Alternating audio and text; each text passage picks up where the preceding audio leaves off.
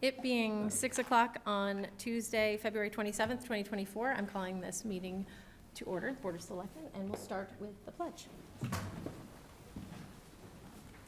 pledge allegiance to the flag of the United States of America and to the republic for which it stands, one nation, under God, indivisible, with liberty and justice for all. This meeting is being recorded by PAC TV, which will soon be known as the Local Scene Government Services. Anyone intending to make an audio or video recording of this meeting should notify us at this time. Financial assistance applications are available on the town's website or by contacting the Selectmen's office. As of last month, we now have an online portal for public records requests. It offers a more convenient process to put through requests, follow status updates, and retrieve any available documents. To make a request, please visit the town's website at kingstonma.gov and search Public Records Requests online portal. Dog licenses are available in the clerk's office. Please keep in mind that there is a $20 late fee if your dog is not registered by March 15th. On March 19th, the Agricultural Commission is sponsoring a program for all ages, which will feature guest speaker Mike Porter of the Catskill Forest Association. He's the president there, and he will speak on the health benefits of maple syrup and discuss what it is and how it's made. The program begins at 7 p.m. and it is open to everyone. No registration is required. Please reach out to a member of the Agricultural Commission if you have any questions.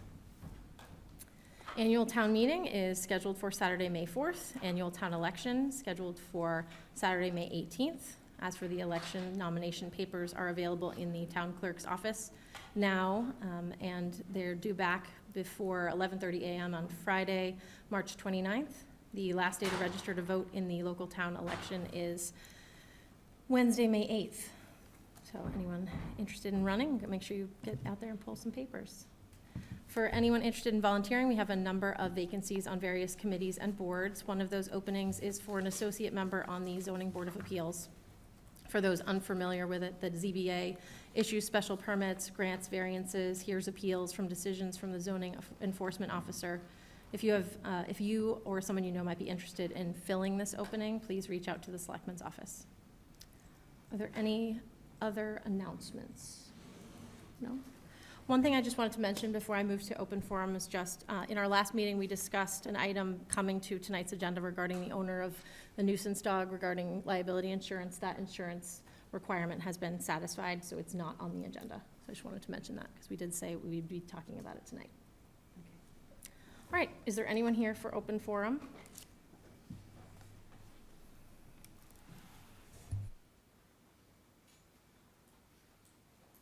Good evening. My name is Howard Levine. I'm co-founder and managing partner of Second Horizon Capital. We are the new owners of Kingston Collection.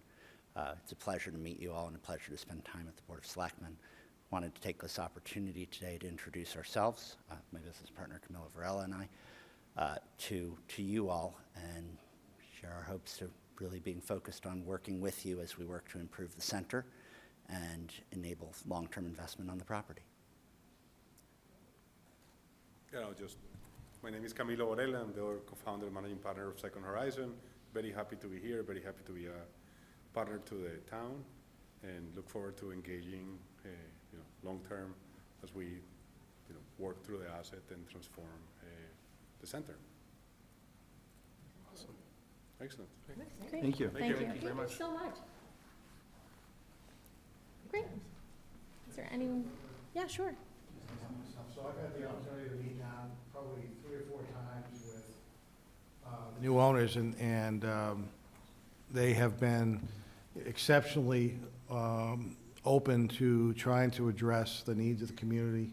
They want to revitalize the property in a lot of different ways and are seeking, and we'll have the opportunity for people to provide public input on what they're looking to do to that property at some point. But it's been a pleasure to have met with the 2 gentlemen here this evening and their team that we've had several meetings with. I'm confident that these guys will really put something together that the town of Kingston will be proud of. Great. Excellent. I'm really grateful to have had the opportunity to find great partners here in Kingston. Thank you. We'll be able If you're gonna keep, you gotta go back up to the mic, sorry.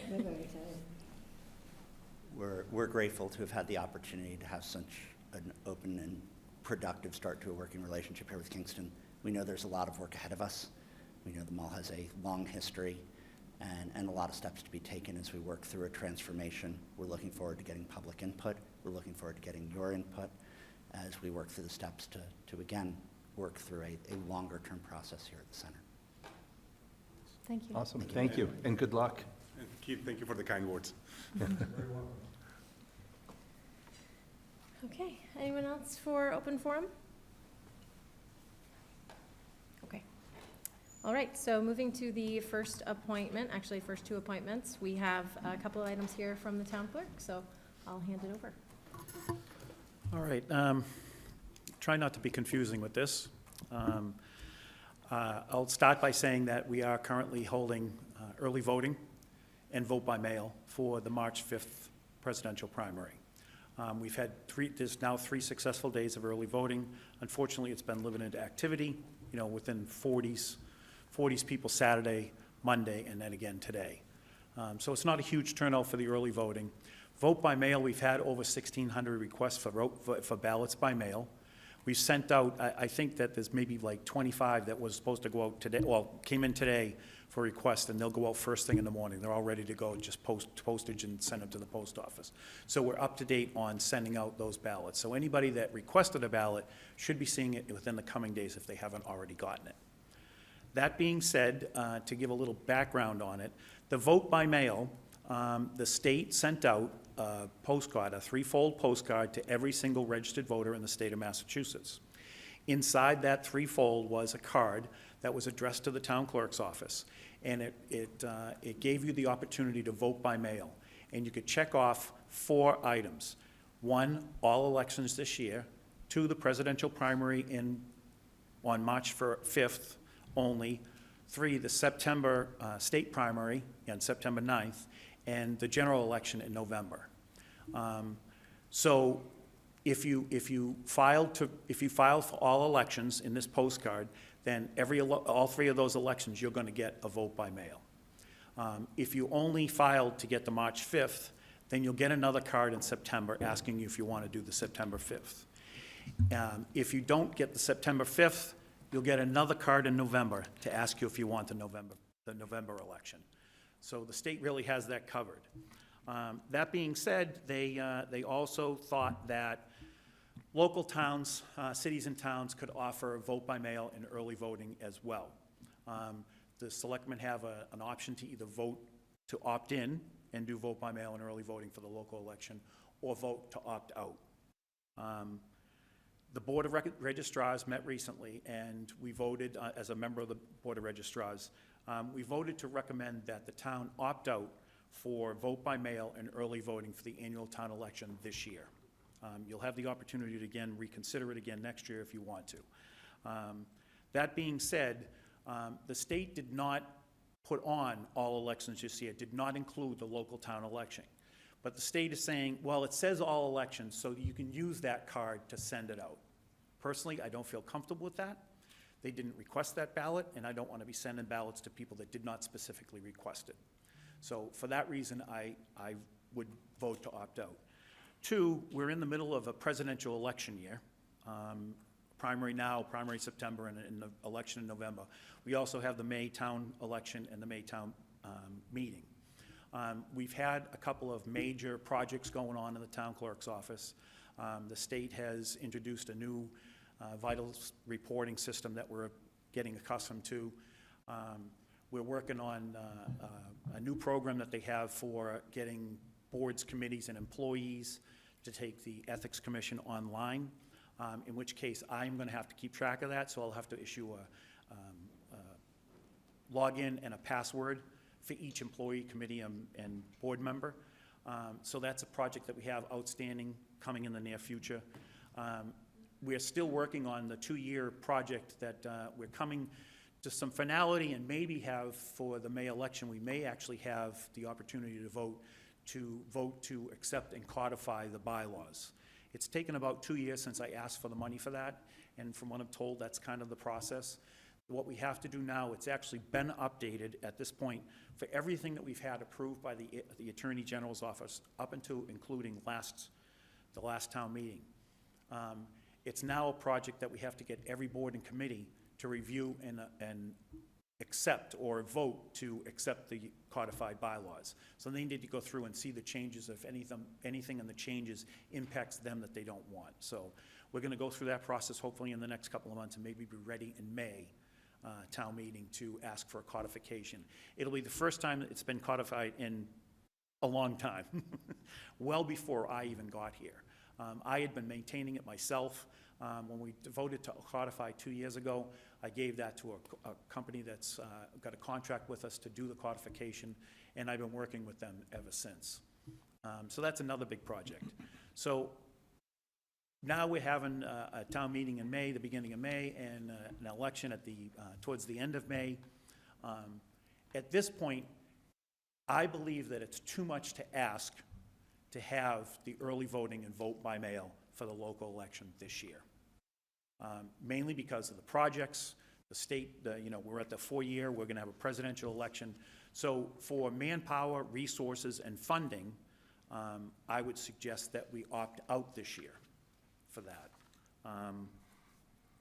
And in my discussions with the Board of Registrars, they agreed with that as well. Just a couple of points. Are we seeing more people voting now that we have early voting and vote by mail? Yes. Is it substantial? I can't say. Some would think yes, some would think no, some would think, yeah, it is what it is. We typically have only 700 on average, 700 voters vote in a local election. If we vote not to do this year, if we vote to do it this year, then I would feel that I would need to do a 3-fold card asking them if they wanted a ballot. So we'd need to have a lot of printing for postcards. We'd have to pay for the postage to send out the ballots. We'd have to pay for the postage for the postcard, and we'd have to pay for the postage for the return. So it's just an extraordinary amount of cost to the town for doing that. So what I would hope is that you would vote to opt out this year, maybe reconsider it again next year to see how it goes with the presidential election, and maybe even watch and see how other communities have been able to handle it. But I do need to notify the state what the Board of Registrars and the Board of Selectmen has voted. So that's what I'm here for that particular situation. So that's something to consider, and I would like to see if I could get a vote tonight. Okay. All right? Does have any questions about that recommendation? Okay. Can I just say that, like, because the election's not on a school vacation week, I think it's, I don't see a problem with not having the mail-in this year. I don't think it's vacation weeks or things like that we would have an issue with, so. Yeah, and I've been around a long time, ran a lot of my own elections, my own campaigns, and been the town clerk for the past 10 years. And it's always been a question for the past 30 years that I've been in town is, oh, it's always during school vacation. I personally do not believe that if you change it to another date, that you're going to have that many more people vote. Because I stand out there at every election and I watch thousands of cars ride by the school to drop their children off at soccer and lacrosse and everything else, and they don't stop to vote. So will we see an additional increase? Yes, probably, but I think it would be minimal. We'll see. We'll see. And absentee ballots are always an option. Absentee ballots are always, exactly. Thank you for bringing that up. Absentee ballots are always available. So if you're not going to be in town, you can come into as soon as we have ballots, we make them available for people to come in and fill out an application to absentee ballot and vote right there in the office, which is exactly like vote by mail and early voting. Yep. So the opportunity is still there. I've actually fought with this, well, not fought with the state, but I've made recommendations in the past that why they have early voting and absentee ballot voting is beyond me. Why don't they just have one thing? Because they're exactly the same, but you need to order different envelopes and it's different, it's just crazy. But yes, every single person has the opportunity to vote in person or vote absentee if they're not going to be available. Want a motion? Yes, please. I move the Board of Selectmen approve the Board of Registrars' request to opt out of early voting by mail for the May 2024 local election. Second. My apologies, I know That's it's on fine. the floor, but if you could include vote by mail and early voting. Yeah, Early voting and by mail. Yes. Is that a friendly amendment? Just added? Sure. Okay. Thank you. All right. Okay, so Eric made the motion, Tyler seconded it. All those in favor? Aye. All right, so that's 4-0-0. Thank you very much. Thank you. Second on my agenda is the presidential primary, the warrant. I'd need a vote that you accept the warrant as it's going to be posted, and sign off so that we can have the constable come and post it at the 7 locations in town. Okay, I move the Board of Selectmen authorize the town clerk to post the March 5th, 2024 presidential primary election. warrant, right? It's the primary, the presidential primary I'm election reading warrant, what's on the right? page. Warrant, yes, Yes. exactly. Warrant. As will be posted at the 7 locations Perfect. and online. Accept that amendment. All right. Is there a second? Second. All right. Sheila? All those in favor? Aye. Thank you very much, I appreciate it. Thank you. Okay, so we have a 6:15 public hearing, but it's going to be continued, correct? We're continuing that? Okay.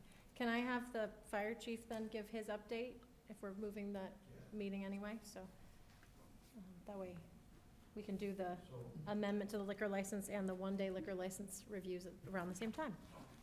Does that work? I just want to make sure we open it. We can do it after, right? Yeah. Good. Good. It's all yours. Good evening. This short presentation, hopefully, is going to be reflective of about the 2022 calendar year as far as statistics go. There's a lot of overlap into the fiscals, but the statistics that I'll provide will be strictly the 2022 calendar year. So on with it. For calls for service in 2022, 3,057. That's the first time the department has risen over 3,000 calls for service in the year, within a given year. That's a 253 call increase over the previous year. Rescue and medical-related calls, 2,295. Fire and other emergency calls, 762, and that 762 runs the gamut from an investigation to an actual structure fire. Average response time, we're proud to say, has remained about the same at 6 minutes, 9 seconds, and we continue to see growth in the simultaneous call area that I've mentioned so many times. In the 2 or more area, 1,453 calls, so that would mean that 1,453 times we would be on more than one emergency call. Of those 1,453, 485 of those would be 3 or more calls, and 4 or more calls 165 times. The multiple call areas in the area of 3 and 4 are the ones that we're noticing are continuing to grow. With regards to mutual aid, it relates back to my previous simultaneous call statistics. We provided mutual aid to other communities 52 times. We received it 93. That 93 is a significant increase from previous years, and we do, again, relate it back to the number of multiple or simultaneous calls. Our existing personnel, as of this past month, chief, deputy chief, 1 administrative assistant, 4 captains, 2 of which are paramedics, 1 advanced EMT, and 1 basic EMT amongst the captains. 20 firefighters, 18 of which are paramedics, 2 are basic EMTs. 4 additional members began on February 12th. Those were the additional members to make 6 per shift. Just to introduce them by name at least, Dave DeCenzo, Michael Falter, Mark Leary, and Daniel Shannon. We were very fortunate to get some really high-quality folks, frankly. The applications that we got were, quite honestly, almost shockingly excellent. We had about 40 applicants, and from them we picked 5, and I'll go into where the 5th comes from momentarily. So I was elated, frankly, and I don't get that way often, that we saw the candidates that we have, and I couldn't be more happy. In addition, we have 3 call firefighters. We hired 1 last month. He was a former full-time lieutenant in Halifax. He went to work for his brother and departed the fire department full-time, but he was looking for someplace. He lives very close. He was looking for someplace to jump on call, and he was a great catch for us. In addition to him, we'd like to hire 2 more, and we have those positions open in the next few coming months. Our staff full-time work 24-hour rotating shifts, 1 day on, 2 days off, 1 day on, 4 days off, for an averaged 42-hour work week over an 8-week cycle. Formal academy training for our new hires will end or be complete sometime around September of '24. Our anticipated, their anticipated, I should say, entrance into the fire academy should be sometime around the first or second week of July. We recall people on a fairly regular basis to cover emergencies. That's done by group, and that's for multiple or simultaneous calls. A couple of different things we have to look at over the next couple of years. When we changed our radio arrangement frequencies and we've moved towards digital, the old radio paging is no longer available. They simply don't make it in digital. So what we've done is started to migrate towards cellular. Everybody has their cell phone. It's nice to just have your cell phone and not a pager hanging on your belt as well. So a little more in the future to come on that. In January, firefighter Mike Gallagher, who had been with us 9 years, resigned. He moved on to a new career as physician's assistant, nurse practitioner, and we certainly wish him well. Mike made significant contributions to the department along the way. When I originally took over as acting fire chief at the time, Mike worked with me diligently over about a year period to revise our ambulance billing so that it would really provide what you're seeing as far as funds and receipts today. So I thank him for that. His position will be filled by our fifth hire, which is Caroline Reed. Caroline is an exceptional paramedic. She's worked in the city of Brockton for a bit. She was top in her class at paramedic school and received an award for that. Side note, she's also the daughter of Jim Reed, one of our firefighters.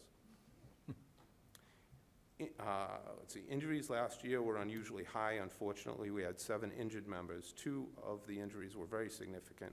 They were back injuries that both required significant back surgery. Both of those firefighters, I'm happy to say, are back to work, but we do still have 2 others that are less severely injured that are out. We're not certain exactly the time frame. It's probably going to be another month or so. Okay, apparatus, jumping onto the next topic.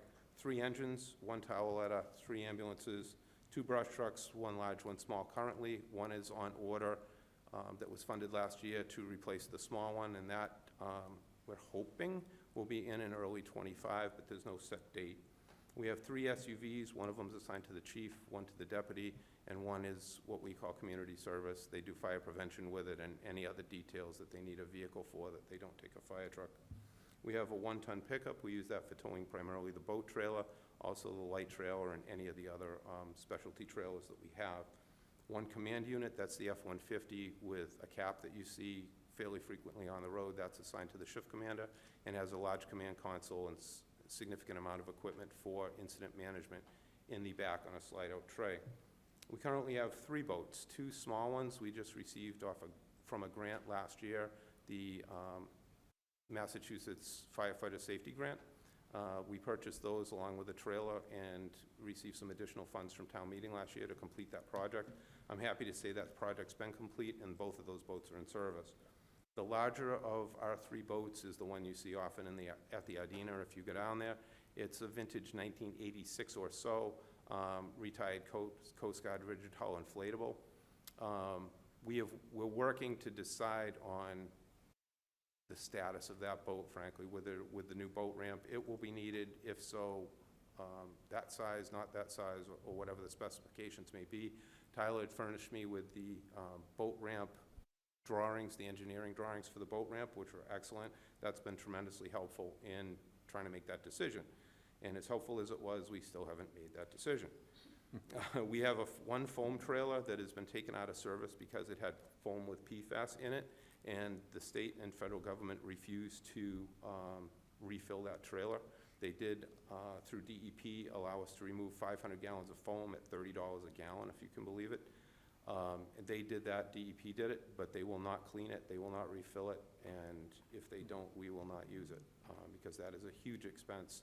And they still tell us that that trailer is impregnated with PFAS and shouldn't be used, but they won't take it back. So I don't know what's going to happen there. We have 1 light trailer. It's the one you see at numerous town events. It's also a Homeland Security asset and has worked well for us. We also have a dive trailer that's a county asset. That's stationed at Station 1.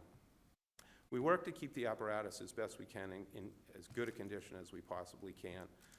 I will say one of the challenges this year has been, and I think for not only us, highway, anybody that's using large equipment, the escalating labor rates for the repairs to those vehicles. Currently, fire apparatus go to Greenwood Fire Apparatus primarily for the apparatus-related repairs, ATG and Rainham for those that are motor or transmission-type repairs, and both shops are at about $170 an hour for the repairs. So, again, we don't have a certified fire apparatus mechanic, so you have no choice. By NFPA standards, you must use a certified technician for the fire apparatus. So, unfortunately, given that, we spend $170 an hour. Moving on to our stations, both stations are in generally good condition, but will require continued maintenance and improvements on a small scale. Station 1 will require a roof replacement and replacement of some windows in the next couple of years. We hope that that can be incorporated into the addition along with the police station. Station 2, Smith's Lane, will require the replacement of some of the components of the vehicle exhaust capture system, which is vintage 1988. Again, reasonably small maintenance item. Otherwise, the things that we've done in the past few years have made a tremendous difference at that station. Roof, siding, interior work, it runs the gamut, but we've really brought that station up considerably from where it was as far as livable or usable. Engine 1, which is a replacement for the 2014 Ferrera that we ordered last year, was originally going to be delivered about a month ago. Several months before that, they notified me that the engine will be delayed another year. So that's, you know, it is what it is. The brush breaker awaiting the chassis. We're not sure when that's going to arrive. No current delivery date. Ambulance re-chassis, A1 and A2, the 2016/17 units. Both of the chassis have arrived. However, the factory does not have slots for it until at least September. So we anticipated that the chassis would take much longer than they did. There's a few reasons why they arrived a little early, but they go to New Jersey and they simply sit until the company's ready to do it. Happy to say the station alerting system, they started installation today. That's a pretty exciting thing for us. So more to come on that in the next few weeks. That should be completed and tested and up and running, hopefully. The municipal radio system, all the equipment has arrived. I started giving out portables today to the highway department. All of them have been programmed. We're planning in the next 2 to 3 weeks to do all the mobile radio installs. Once that's completed between highway, sewer, and water, they will have the municipal system up and running, which has tested. We've been doing quite a bit of testing on it, and it's been fantastic as far as the range. I know we had some folks in East Bridgewater the other day, or last week I should say, and they had clear communications on a portable radio from East Bridgewater to Kingston. So that's a pretty impressive system. It's state-of-the-art, Gen 2, blah, blah, blah, rather than get into that. Motorola equipment, and it's, as far as I can see so far, it's almost flawless. So we're super proud of that. Next step will be to finish the police fire digital conversion. That was project number 2 that you approved some time ago. That will simply replace a comparator and a couple of other pieces of equipment at the tower building on Monks Hill Road. And that should bring police and fire up to where we need to be relative to digital communications. The budget, 2 items this year that are particularly challenging. Injury coverage and vehicle repairs, both I mentioned. Those have taken substantial revenue to fund and maintain shift coverage. So I'm sure we're probably going to be a little low on money. I'll work through that with Keith and Carol like we have in the past, and fingers crossed nobody else gets hurt and adds to that unfortunate situation. Procedural delays for hiring additional staff actually worked in our favor. We had about a month, a little more than a month delay in hiring the staff. So we'll put that towards, or it will help offset those expenses for filling coverage. Reason for the delay. Primarily the reason for the delay was physicals and physical agility testing. You get them, you schedule when you can schedule. We anticipated a little better schedule on PATs than we actually got. So you work with it, and it's as simple as that. But at the end of the day, they're working, and that's what counts. In terms of planning, excuse me, let me back up to one thing. Just to mention ambulance revenue, I'll mention it in terms of budget. The ambulance revenue we look at monthly on a 12-month rotation. Last month, we had our highest rotation ever, which was $1,460,000 in ambulance revenue for a 12-month period. So the processes we have in place, the staff is doing their reporting the way they're supposed to be, and that all contributes to the receipts that we're getting. The fee adjustments that you made a month or two ago certainly are starting to kick in. We can see that, and we hope that that continues, certainly. In the area of planning, we continue to work with Mass DOT and Eversource to secure the land for the police station next to the fire station on Pembroke Street. More to come on that, but I believe DOT and Eversource both have substantially bought into that. Both of those organizations are just very dense in process and paperwork and layer after layer after layer that you have to work through to get answers even to the simplest questions. So we'll just stay on that. We know it's a marathon, not a sprint. Along with that, we have started the preliminary planning process for the addition to Station 1. We know that that's going to be, or hopefully going to be, coupled with the police station project. So we've started the needs assessment, and we're going to try to work through that simultaneously with the land acquisition so that we will be ready to go when everything's ready to go. We continue to work on the capital equipment plans, primarily apparatus in our case, and adjust those plans to accommodate the long delivery times for apparatus. We understand, and I think this is my yearly plug with regards to this, but we understand that leasing can be almost a dirty word for some. I know it can be challenging, and some folks don't like lease, and I completely respect that and understand it.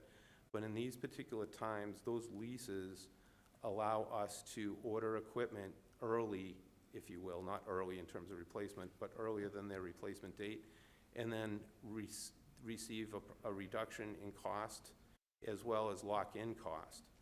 So again, they're helpful. They're not always the way to go. We do have several out there. I think you'll notice this year on the warrant or what we go to town meeting with, we'll have a significant amount of leases. But those have worked in our favor in order to order this equipment and receive it at the time that we actually need it.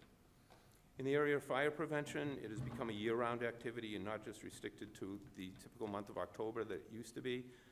All of us in the fire service have found that if we continuously apply or send messages throughout the year, they're much better received.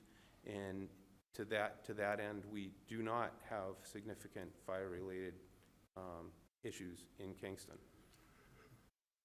Grants in 2023, grants recently in this fiscal, 1899.95 we just received from the state for an SCBA fit test machine and battery-powered tools and saws to replace some of our old gas units. Today I sent over to Keith a request for $4,667 from the small equipment article to match those grant funds and complete that entire project. EMPG, Emergency Management Planning Grant, we received $3,500 just recently for a mobile data terminal.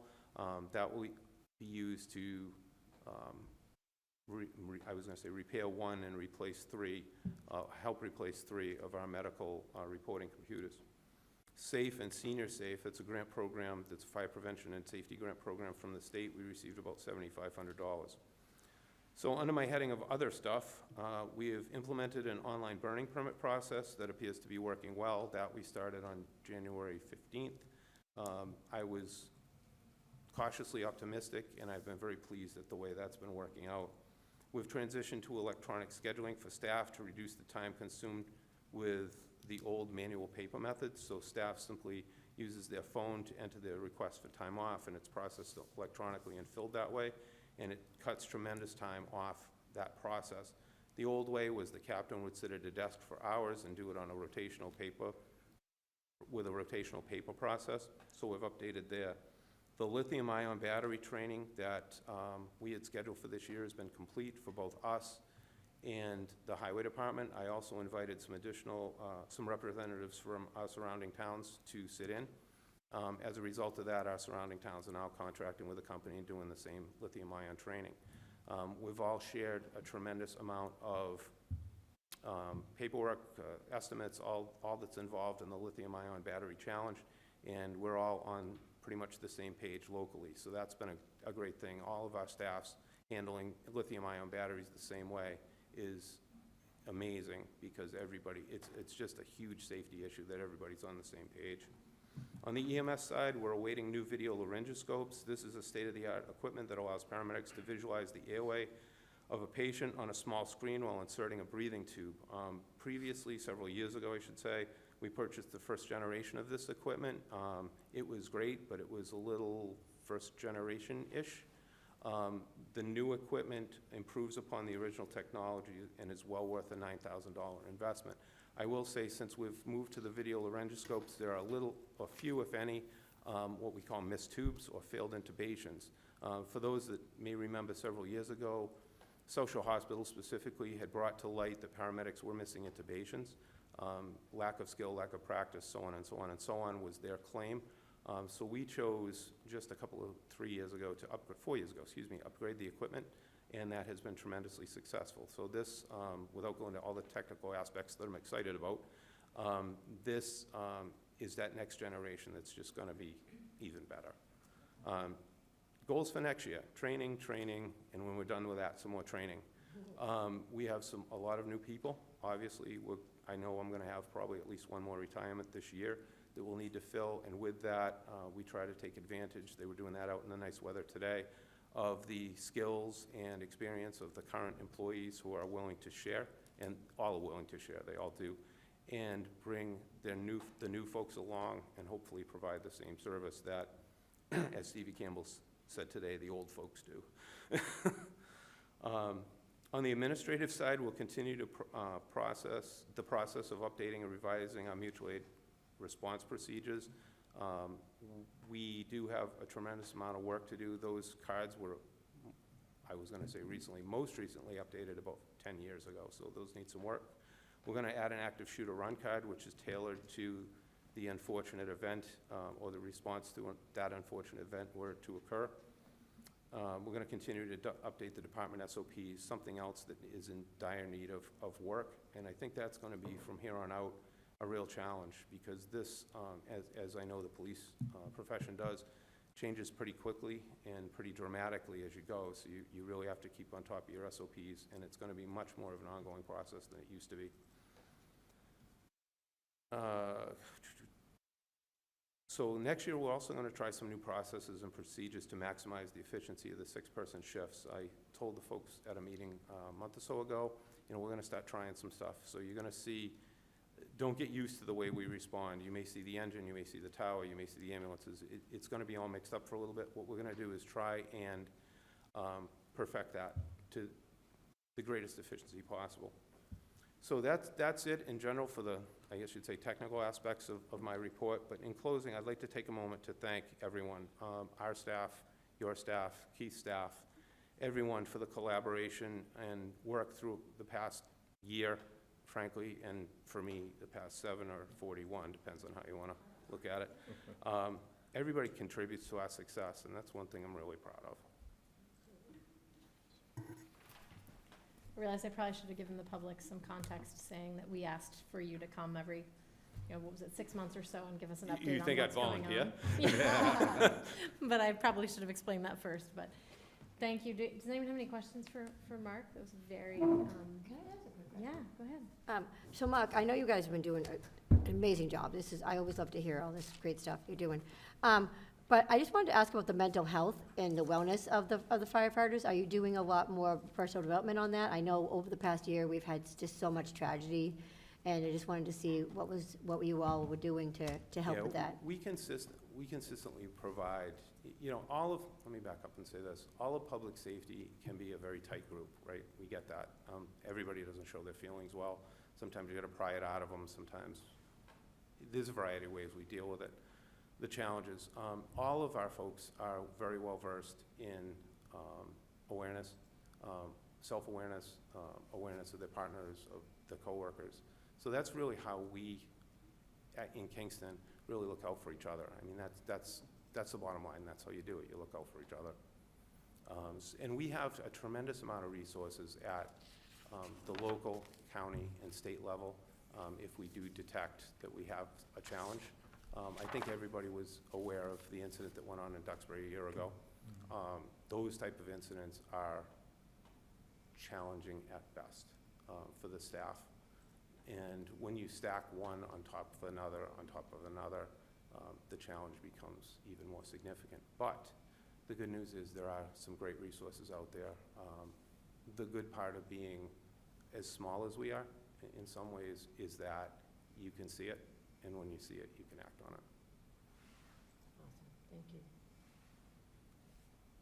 Any other questions or comments? No, just thank you so much for the comprehensive report. It's really impressive. Thank you. Yeah, You all thank did a you. great job. Thanks. really. Thank you. Thank you, Chief. Okay, all right, so 6 persons, 10. Yay. we had a public hearing scheduled for tonight for an amendment of a liquor license. That was received from A3, so they're currently licensed to sell wine and malt, but would like to change their category, which would allow them to sell all types of alcohol. They did ask that we continue this to March 12th. I'm gonna make sure I get the time right here. Did we say, is it 6:15? 6:05, I think it says. 6:05, okay. So I will read the public hearing notice, and then if someone can make a motion to open the public hearing, and then we can continue it. So in accordance with Massachusetts General Law, excuse me, Chapter 138, a public hearing will be held on February 27th, 2024, at 6:15 PM in room 200 at the Townhouse, 26 Evergreen Street, Kingston, Massachusetts, on the application of Three Dogs LLC, doing business as A3 Pizza, John Cataldi, owner, manager, for an amendment to his retail beverage license. Request is for an amendment, change of category to serve all alcohol. Current license is for wine and malt. Said license located at 65 Summer Street, Kingston, Massachusetts. A copy of the application is available for viewing in the Selectmen's office. I move the Board of Selectmen open the public hearing. Second. All those in favor? Aye. Okay, great. Unless there's any objection from the board, I think we should continue it as requested. I move the Board of Selectmen continue the public hearing for the amendment of the change of category to all alcohol for Three Dogs LLC, DBA A3, to March 12th, 2024, at 6:05 PM. Second. All those in favor? Aye. Okay, great. So we have 400 on both of those. Okay. We also received a request for several one-day liquor licenses. Paperwork's been reviewed by necessary departments, and there were no objections that I'm aware of, nor that was in our packet. So, with that said, does anyone have any objections? I move to approve the request for the bartending service of New England LLC for a one-day beer and wine liquor license. This is why I wanted to do it. For the Sip and Stroll events taking place on March 16th, 2024, November 2nd, 2024, December 7th, 2024, December 2nd, 2024. That doesn't sound right. Does Hold it- on. Hold on. Okay, we're gonna take that one up. So December 7th is the last one. Yes, correct. At the Kingston Collection from 12 to 5. Second. From 12 PM to 5 PM, yes? 12 PM to 5 PM. Excellent. All right, all those in favor? Aye. Great, 400. Wonderful. All righty, moving right along. So we have several openings on our Kingston 300th committee, one of which is a recreation representative. So after the recent resignation from the committee by Melissa Bateman, the Recreation Commission has recommended Joe Cunningham be appointed to the committee. They voted on that in their February 5th meeting. Any questions or objections to that request for the appointment? No? Okay.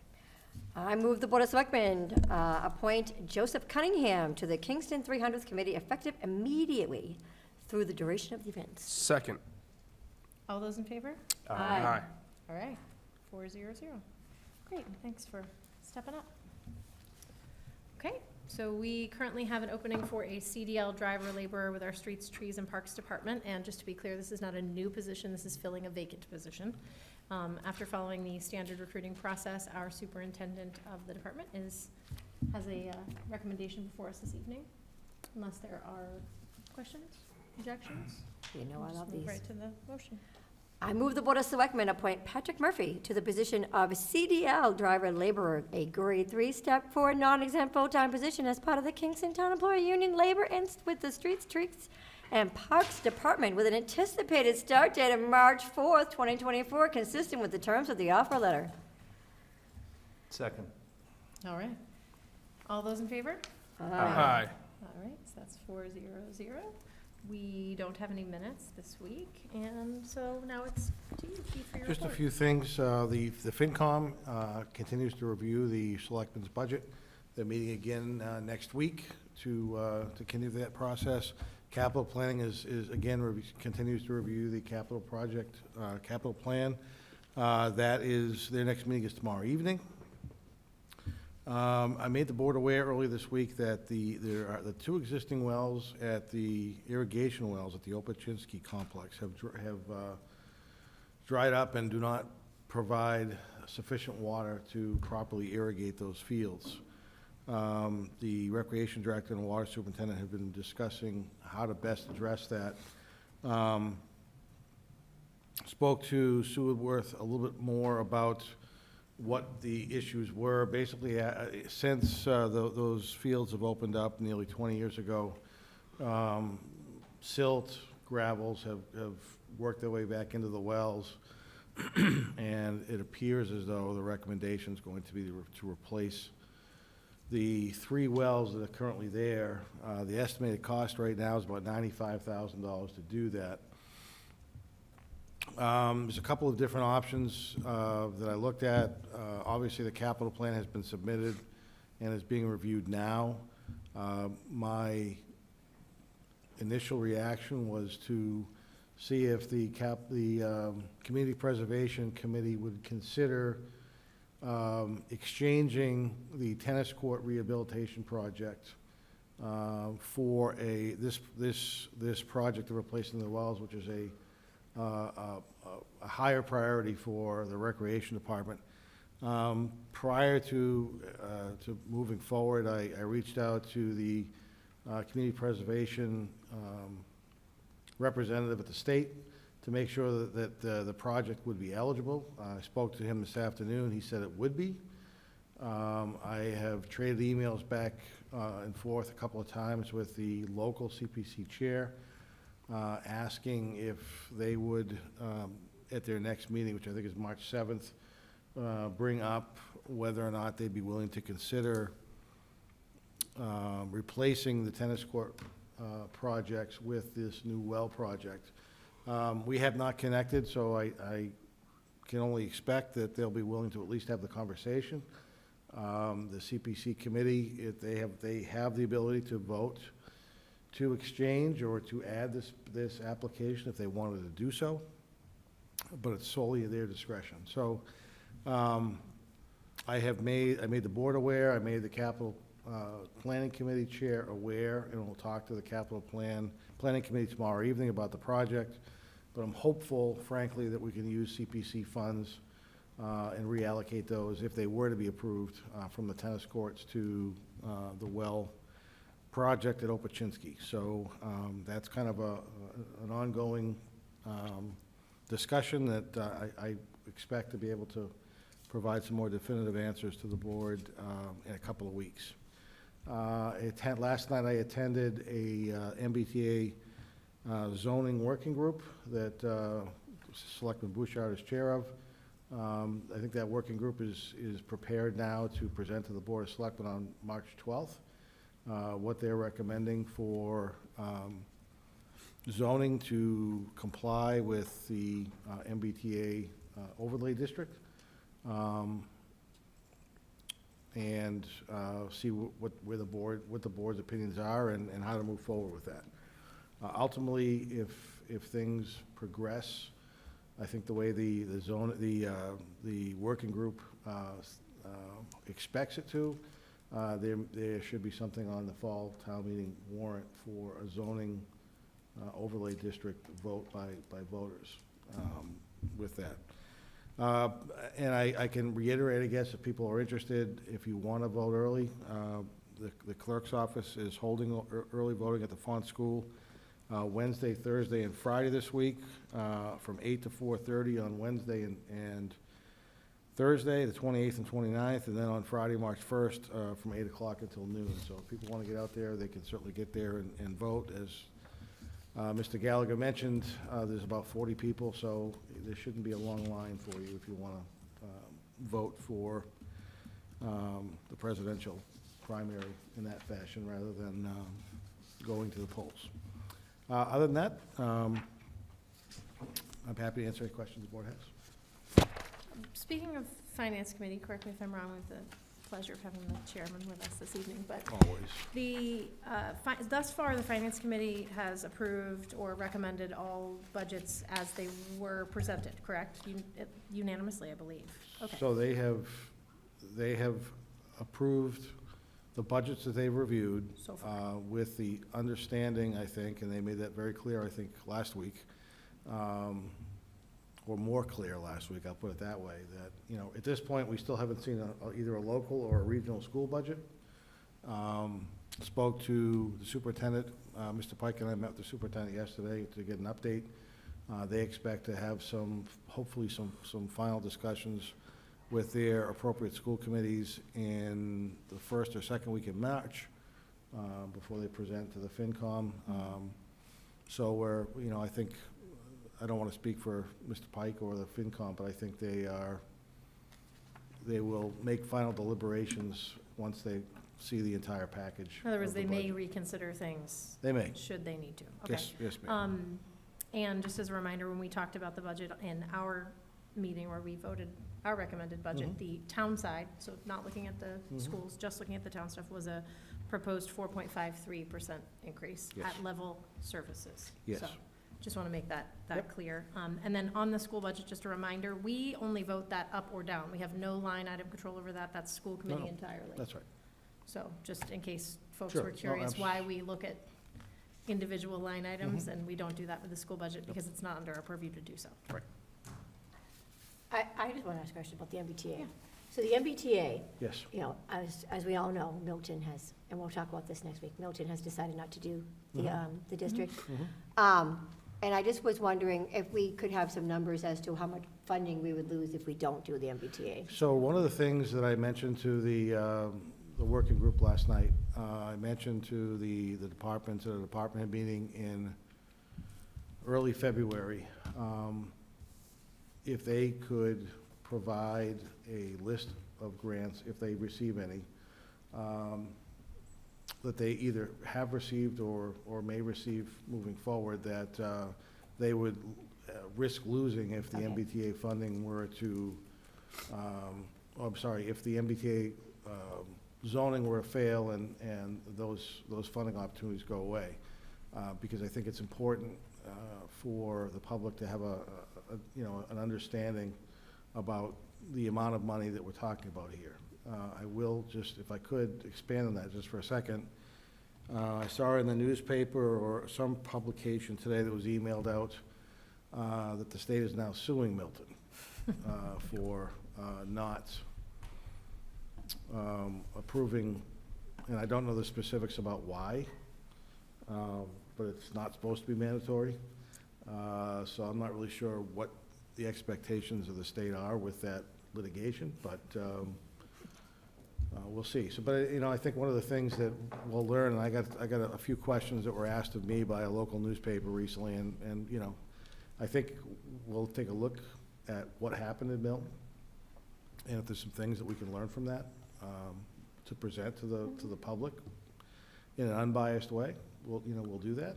The fact that we have 200 apartments at the mall, less than a mile away from. And those are being considered as part Yeah. of, I think, and correct Yeah, I me if figured I'm wrong, next but week we'll those are talk being about it. considered as part of the MBTA zoning. So there's, not to dive too deeply into this, the MBTA zoning would require a piece of property large enough and dense enough to construct 805 dwelling units.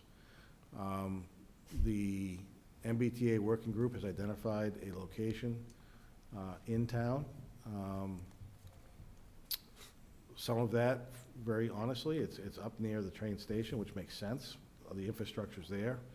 And we've had discussions, and we didn't want to get into it too much tonight at all with Yeah. the new owners of the mall, but they have been open to having a portion of that property potentially be in the MBTA zoning district, or overlay district, excuse me. So we've had a good conversation with them. about this as well. It's absolutely controversial. There's no question about that. And I think, again, I think that the working group and ultimately staff and everybody that will discuss this publicly, I think it's important for us to provide as much information, unbiased information as we can, and have the voters decide. Again, there's gonna be impacts to public safety, there'll be impacts to the school in all likelihood, and other impacts. There'll also be tax revenue.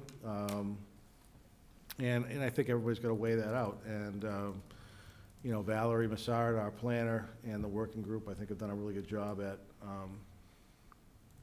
trying to provide, we'll provide information that will at least be able to answer questions, and people can make decisions on their own, based on what they believe is in the best interest of the town of Kingston. So I think it's gonna be a lot of work and a lot of public opportunities to sit down with the working group, with staff members.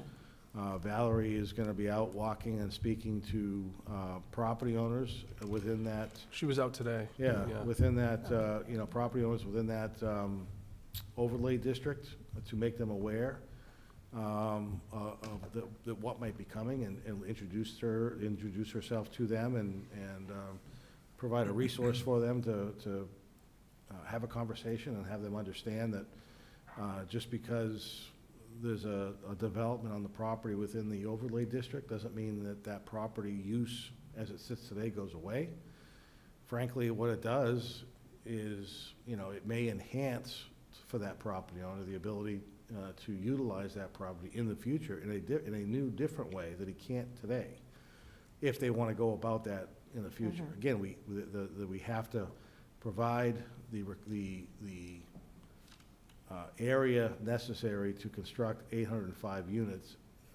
The percentage that people are seeing statewide, and where they've seen this in other states, is about 23%, I think is, so 23% of 800. What's that? 200. 200, thank you. So, a lot of the property that is being identified for the MBTA overlay district has already been developed in Kingston, and is in use right now, primarily. Not all of it, but primarily. And so those dwelling units can't be built unless that property owner wants to stop using that property for whatever the purpose that it's being used for now is, and redevelop that property into housing. So. I appreciate you taking the time to talk about it. Yeah, so it's a very controversial, very tough topic to discuss, and we're gonna try to lay that out to the voters over the next 6 months, to the best of our abilities. So if there are questions, they can be answered. And when people come to town meeting, if it gets that far in the fall, then, people hopefully will make an educated decision on whether or not they support what's been proposed and where it's been proposed, and understand that if they don't, there are potentially, impacts in doing so, but at least know what they are.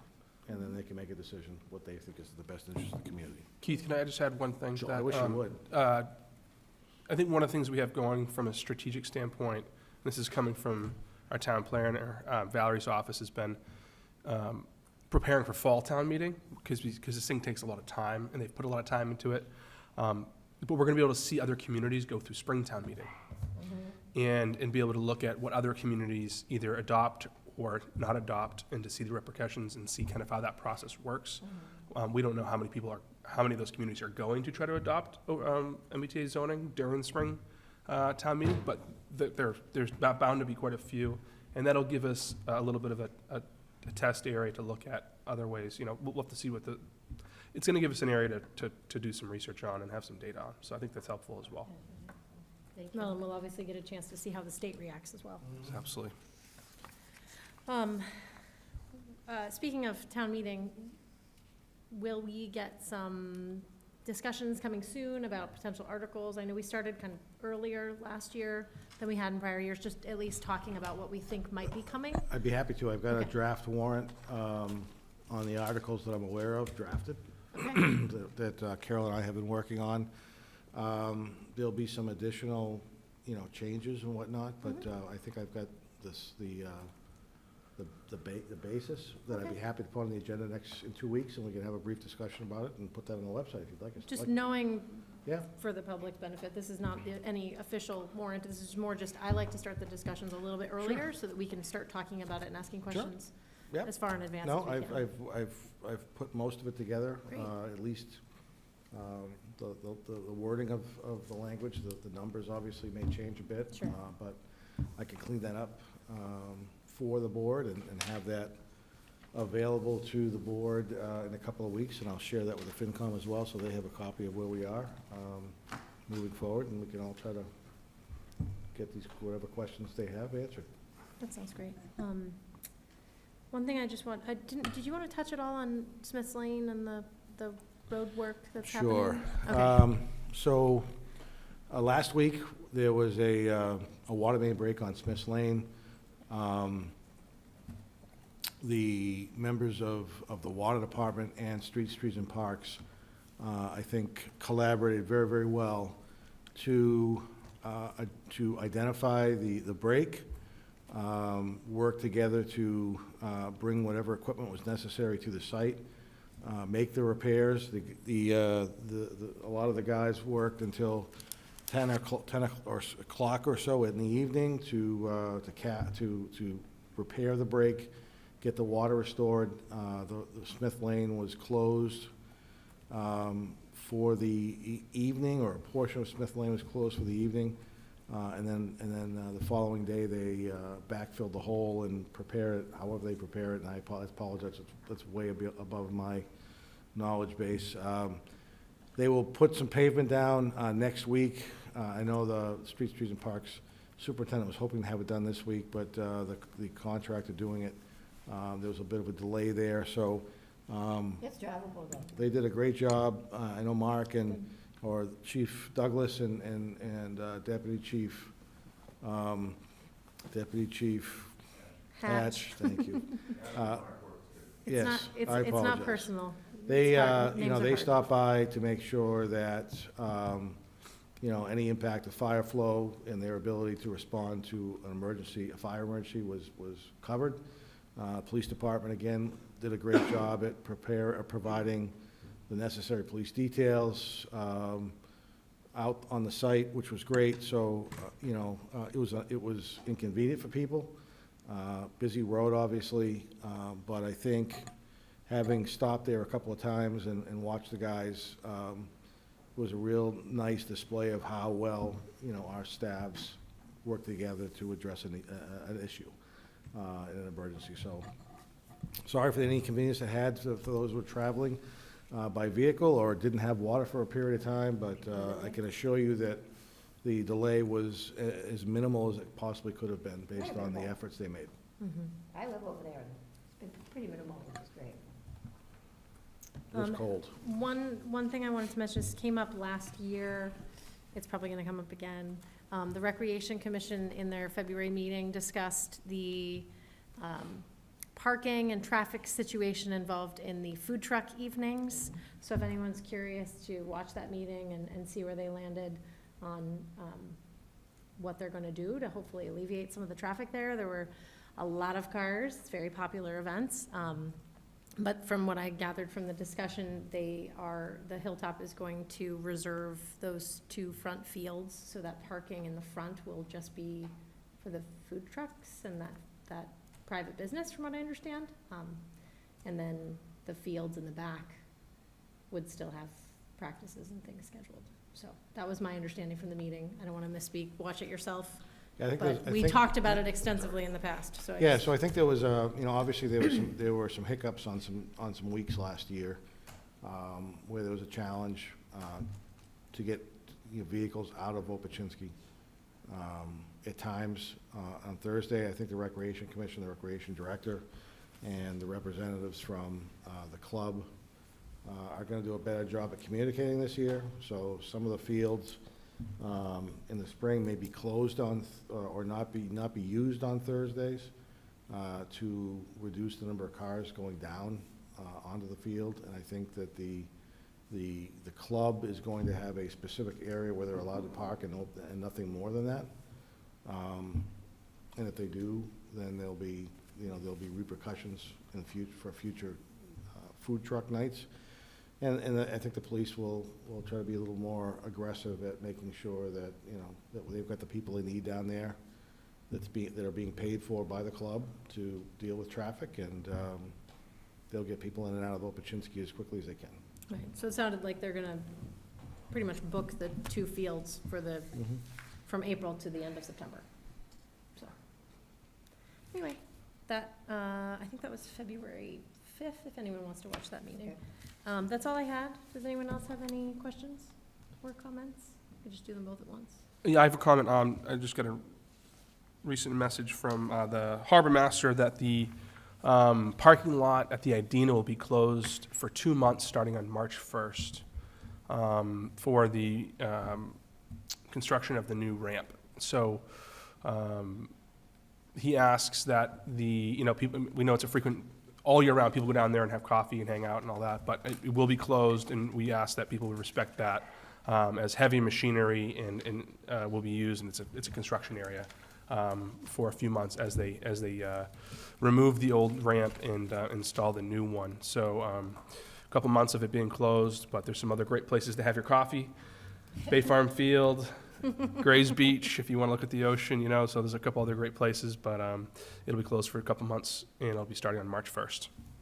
Okay. Great. Anything else? Selectmen comments or questions for Keith? No? Okay. Well then, what I will do is I will, our next meeting is March 12th at 6 PM, but I will move to adjourn to executive session, not to return to open session for the purpose of conducting strategy sessions in preparation for negotiations with non-union personnel, or to conduct collective bargaining sessions or contract negotiations with non-union personnel. Second. All those in favor? Kim? Aye. Aye. Oh, yeah, we can do it. Aye. I'm used to doing the roll call at this point.